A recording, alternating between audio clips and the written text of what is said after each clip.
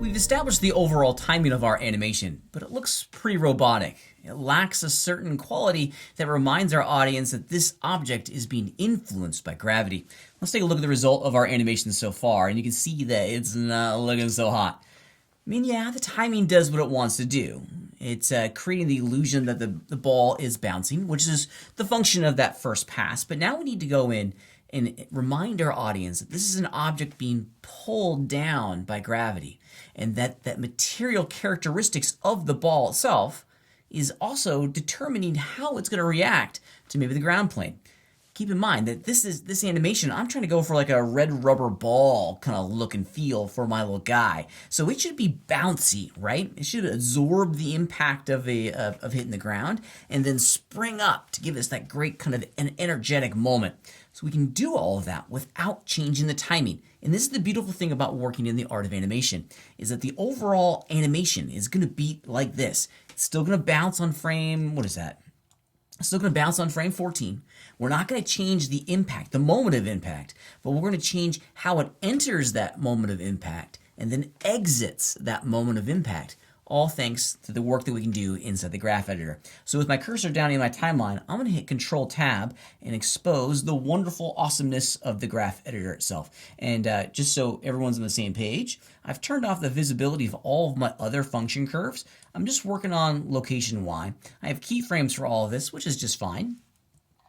And I still have my auto key system on, so any changes that I make to the keyframes will automatically be updated. We don't have to replace the keyframes with any current ones. Okay, or with any current changes that we've made to the animation. So if we look exclusively at the graph down here, you can see how evenly spaced this animation is. This is a linear animation. I would call this a consistent movement.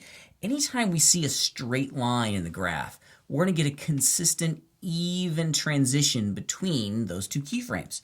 Now, this first one, we like it to be kind of even at the top, right? It's going to be off screen. We're not really going to yet see the influence of gravity up here.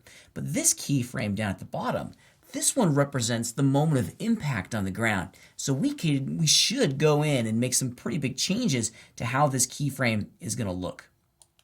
Okay, and we do that through the handles. Now, earlier, I changed my handle type to free. If yours isn't, I would encourage you to go in and do that, because with the free handle type, you can change both sides of the function curve to whatever slope that you want.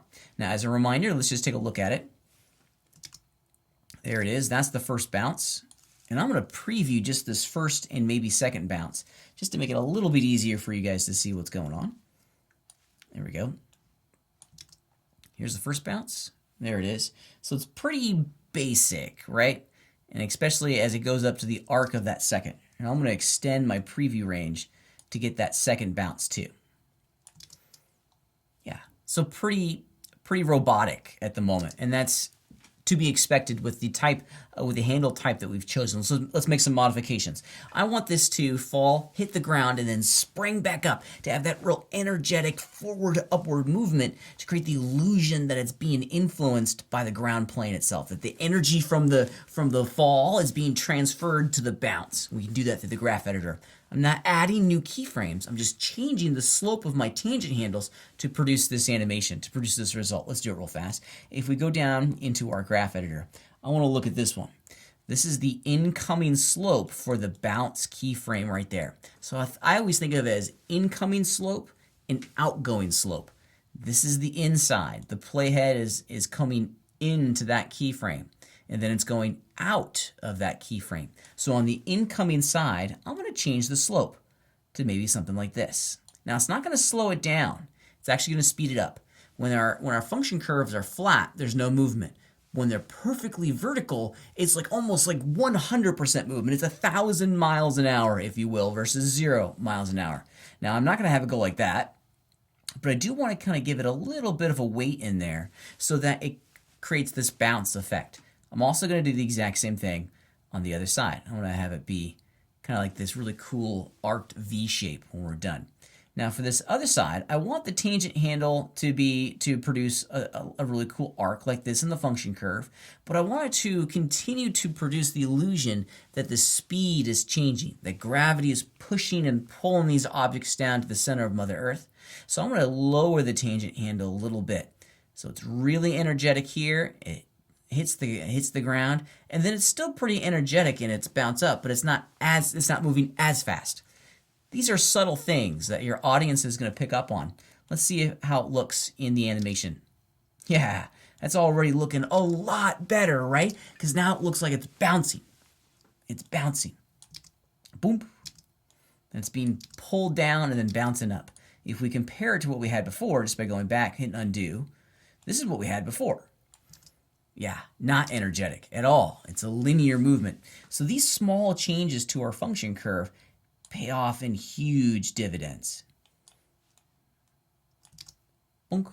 And now we're starting to get that really kind of energetic movement that we're after. I'm digging it. That's looking really good. Let's continue to do this with the next set. Now this next one down over here, this keyframe, in every sense, this represents the top of the arc.